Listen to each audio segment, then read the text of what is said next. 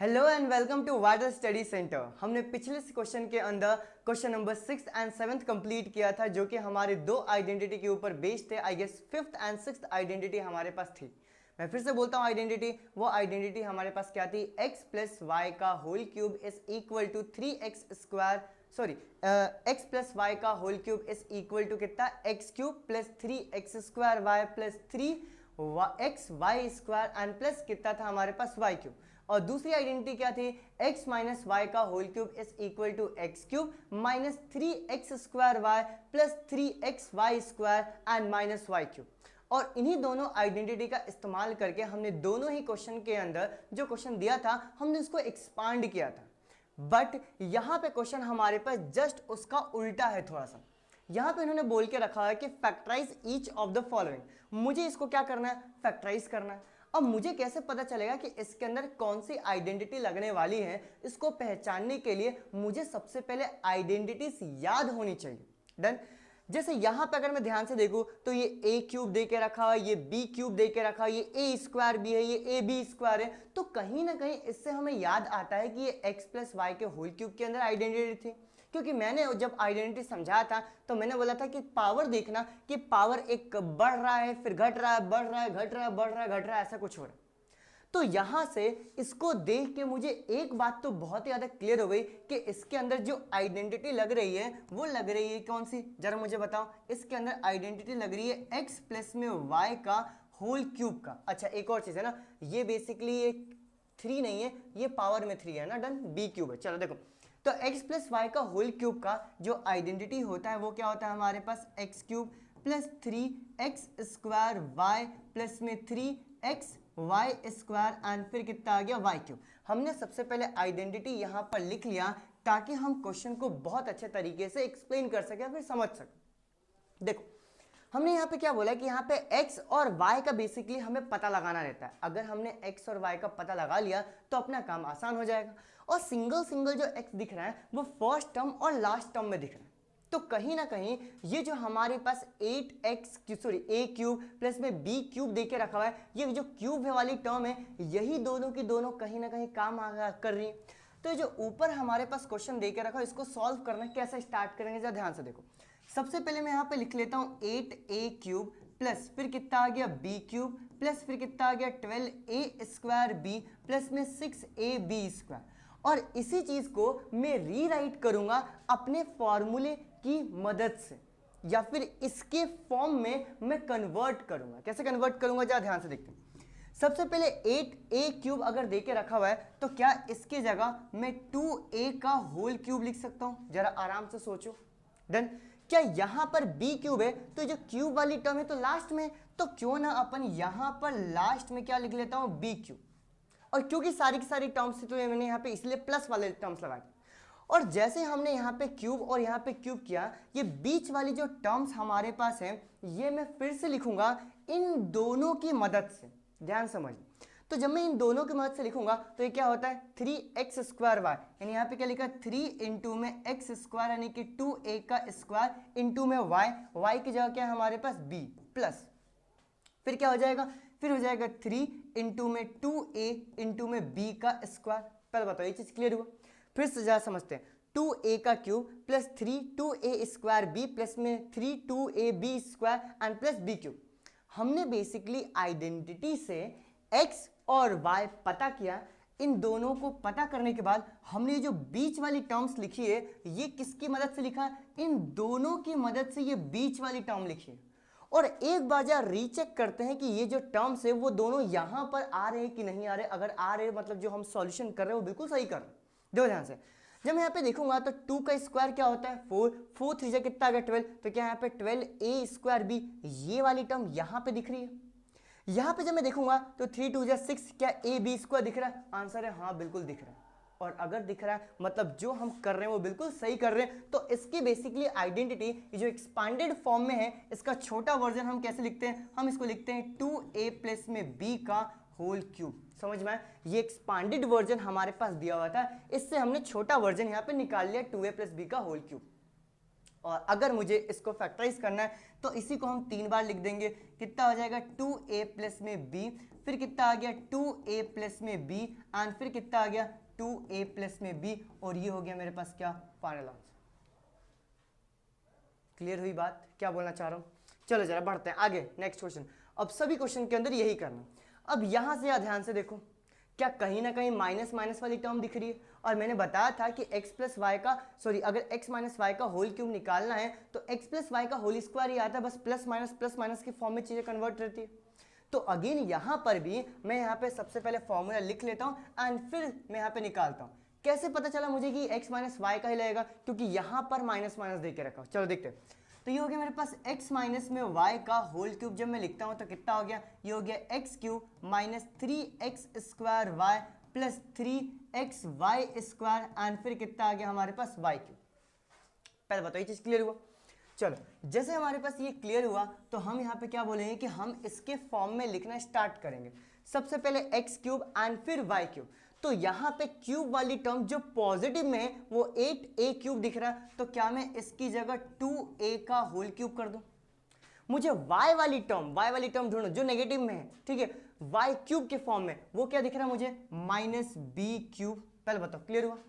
और अब इन दोनों को यहां से लिख लेंगे तो जरा मुझे बताओ क्या हो जाएगा? तो ये हो गया मेरे पास -3 इंटू, देखो मैं इन दोनों की मदद से ये दोनों टर्म्स लिख रहा हूं और ऊपर से वेरीफाई कर लूंगा। देखो तो -3 इंटू एक्स स्क्वायर यानी कि 2a का स्क्वायर इंटू वाई की जगह क्या है? b, प्लस फिर कितना आ गया 3 इंटू एक्स यानी कि 2a इंटू फिर कितना आ गया b स्क्वायर। अब बस इन दोनों टर्म को ऊपर वाले टर्म से मैच कर लो। फिर से बोल रहा हूँ, ये दोनों टर्म को ये ऊपर वाले के टर्म से एक बार मैच कर लेते हैं कि सही लिखा है कि गलत लिखा। तो यहाँ पे 2 का स्क्वायर कितना हो गया 4, 4 3 कितना आ गया 12, यहाँ पे 3 2 कितना आ गया 6ab स्क्वायर, ठीक है। तो ओवरऑल हमारे पास जब मैं इस एक्सपांडेड का शॉर्ट वर्जन लिखूंगा तो ये हो गया 2a माइनस में b का होल क्यूब, और क्योंकि फैक्टराइज करना है तो ये हो गया 2a माइनस में b, फिर दूसरा क्या आ गया 2a माइनस में b एंड फिर 2a माइनस में b, और ये हो गया मेरे पास क्या फाइनल आंसर। कोई दिक्कत परेशानी समझ में आया? ठीक है, चलो अब तो मेरे हिसाब से फटाफट हम क्वेश्चन करेंगे, बस हमें क्यूब वाली टर्म्स ढूंढनी रहती है। चलो यहाँ पर हमारे पास अगर नेगेटिव दे के रखा हुआ है, ध्यान से देखना, अगर नेगेटिव दे के रखा हुआ है तो कहीं ना कहीं x माइनस वाई का होल क्यूब लग रहा है। तो मुझे शुरुआत में प्लस चाहिए जो क्यूब के फॉर्म में, और लास्ट में नेगेटिव चाहिए जो कि क्यूब के फॉर्म में। यहाँ पे तो a है, a स्क्वायर है, ये दोनों टर्म्स तो क्यूब नहीं है। यहाँ पर हमारे पास 27 दे के रखा हुआ जो कि पॉजिटिव में, तो इसकी जगह क्या मैं 3 का क्यूब लिख सकता हूँ? और इसको जब मैं लास्ट में लिखूंगा तो क्या लिख सकता हूं? -2a का, सॉरी 2 कहां से आ गया 5, सॉरी ये हो गया हमारे पास 5, बिल्कुल सही, ये हो गया हमारे पास क्या -5a का होल क्यूब। ध्यान से देखो, हमने यहाँ पे 3 का क्यूब किया 27, और हमने यहाँ पे 5a का क्यूब किया तो कितना आ गया -125a क्यूब, जो यहाँ पे माइनस लगा के रखा। तो ये हो गया मेरे पास x क्यूब, और ये क्या हो गया -y क्यूब। बीच वाली टर्म कैसे लिखते हैं? अगर ये प्लस है तो क्या आ गया -3 इंटू में बोलते जाओ एक्स स्क्वायर वाई, यानी कि 3 का स्क्वायर इंटू वाई की जगह कितना आ गया 5a, और फिर बीच में क्या आएगा प्लस, ये हो गया 3 इंटू में 5a का कितना आ गया हमारे पास होल स्क्वायर। डन, आगे बढ़ते हैं, इसको एक बार चेक करते हैं। तो 3 का स्क्वायर कितना हो गया 9, 9 3 कितना हो गया 27, एंड 27 5 जा करूंगा तो बेसिकली 135a आएगा। यहाँ पे 5 का स्क्वायर कितना आ गया, ये हो गया मेरे पास 25 इंटू 3 3 9 करूंगा तो कितना आ गया 225a स्क्वायर। मतलब ये जो दोनों की दोनों टर्म है वो यहाँ पर लिखी हुई है, हमने इसको रीअरेंज कर दिया अकॉर्डिंग टू फॉर्मूला। चलो तो इसकी जगह हम क्या लिख सकते हैं? इसकी जगह लिख सकते हैं 3 माइनस में 5a का होल क्यूब, और इसी को जब मैं 3 बार लिख दूंगा तो कितना आ गया 3 माइनस में 5a, फिर कितना आ गया 3 माइनस में 5a, और फिर कितना आ गया 3 माइनस कितना आ गया हमारे पास 5a। ये हो गया हमारे पास क्या ओवरऑल आंसर। कोई दिक्कत परेशानी नहीं, समझ में आ गया? ठीक है, आगे बढ़ते हैं नेक्स्ट क्वेश्चन की तरफ। ठीक है, ये वाला भी हमारे पास बिल्कुल सेम टू सेम क्वेश्चन है। ठीक है, क्योंकि नेगेटिव दे के रखा हो तो हमें यहाँ पे समझ में आ गया कि क्या हम जो अगर नेगेटिव दे के रखा हुआ है इसका मतलब 100% फिक्स है कि x माइनस 5 का होल क्यूब है। चलो सबसे पहले क्यूब वाले टर्म्स ढूंढते हैं। 64a क्यूब, तो क्या मैं इसको 4a का होल क्यूब लिख सकता हूँ? 27b क्यूब, यानी क्या लिख सकता हूँ -3a का होल क्यूब। ध्यान से देखो, अरे a कहाँ से आ गया, b आएगा ना, ये हो गया हमारे पास क्या, b। फिर से बताता हूँ, क्यूब वाले टर्म ढूंढ रहा हूँ, a क्यूब b क्यूब दिख रहा है, पहले प्लस वाला लिखते हैं तो 4a का होल क्यूब हो गया, फिर माइनस वाला लास्ट में लिखते हैं तो माइनस 3b का कितना आ गया, होल क्यूब। इन दोनों टर्म को बाद में हम वेरीफाई करते हैं, अभी इन दोनों की मदद से यहाँ पे सारे के सारे टर्म्स लिख देते हैं। तो अगर प्लस है तो कितना आ गया, minus 3 into x square into y, यानी कि 4a का whole square into y, y की जगह कितना है 3b, प्लस फिर कितना आ गया 3 इंटू में 4a इंटू में कितना आ गया 3b स्क्वायर, एंड फिर माइनस 3b का होल क्यूब। एक बार वेरीफाई कर लेते हैं, 3 3 जा कितना आ गया 9, 4 का स्क्वायर कितना आ गया 16, और 16 9 से अगर करेंगे तो क्या कहीं पे तुम्हें 144 दिख रहा है, देखो माइनस 144 a स्क्वायर इंटू में b।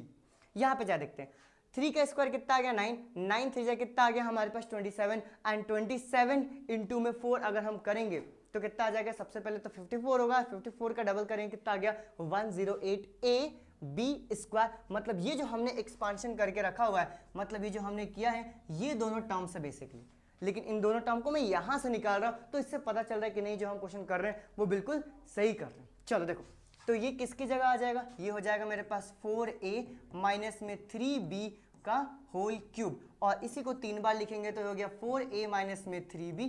अगला क्या हो जाएगा 4a माइनस में 3b, एंड फिर क्या आ जाएगा 4a माइनस में 3b। ये हो गया हमारे पास क्या आंसर, बोले तो फैक्टराइज। क्लियर हो गई बात, आगे बढ़ते जाए नेक्स्ट क्वेश्चन की तरफ। ये हो गया फोर्थ, और फिर हमारे पास ये लास्ट, इससे भी घबराना नहीं है, हमें तो सिर्फ क्यूब वाली टर्म्स चाहिए। देखो सबसे पहले यहाँ पे अगर मैं देखूं तो 27p क्यूब पॉजिटिव में है, तो क्या मैं इसकी जगह 3p का होल क्यूब लिख सकता हूँ, आराम सोचो, क्योंकि 3 का क्यूब कितना होता है 27। माइनस वाली टर्म देखो ये p स्क्वायर और p है, तो ये दोनों टर्म्स तो नहीं हो सकती, जो होगा वो यही होगा 1 अपॉन में 216, यानी 216 किसका क्यूब होता है, ये होता है 6 का। तो क्या मैं इसकी जगह माइनस 1 अपॉन में 6 का होल क्यूब लिख दूं, जी हाँ बिल्कुल सही लिखा है अपन।